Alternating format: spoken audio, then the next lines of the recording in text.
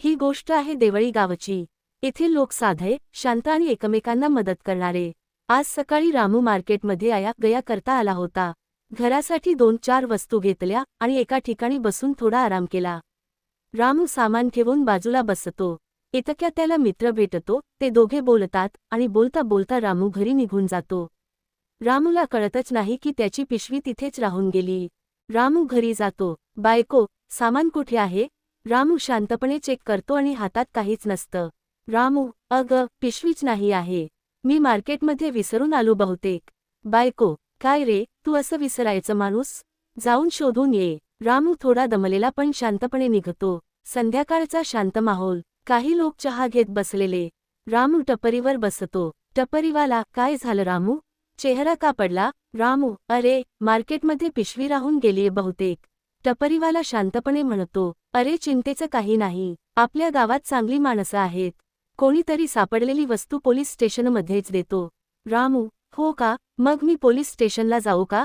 टपरीवाला, हो, प्रकाश सर खूप चांगले आहेत, जा, बघ। रामू एक कप चहा पितो आणि शांतपणे उठतो। शांत पोलीस स्टेशन, बाहेर एक खुर्ची, आत टेबलावर पंखा हळू फिरतो।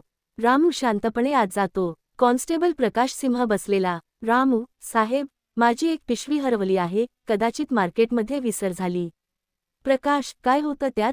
रामू, 2 भाजीच्या पिशव्या, मीठ, साखर आणि थोडे पैसे। प्रकाश हसतो, अहो, आत्ताच एक मुलगा पिशवी देऊन गेला, म्हणाला, मार्केटमध्ये कोणाची तरी राहिली।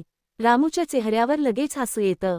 प्रकाश त्याला पिशवी देतो। रामू, अहो, माझीच आहे ही। प्रकाश, आपल्या गावात चांगली मनं अजूनही आहेत, चिंता नको। रामू घरी येतो। बायको अंगणात भाजी चिरत बसलेली। रामू, आईला सापडली रे। बायको हसते, म्हटलं होतं, आपल्या गावात लोक चांगली आहेत। रामू पिशवीतून एक चिठ्ठी काढतो। त्यावर लिहिलेलं, मार्केटमध्ये पडलेली पिशवी सापडली, म्हणून पोलीस स्टेशनला दिली, तुमचा गावकरी। रामू आणि बायको दोघेही हसून पाहतात।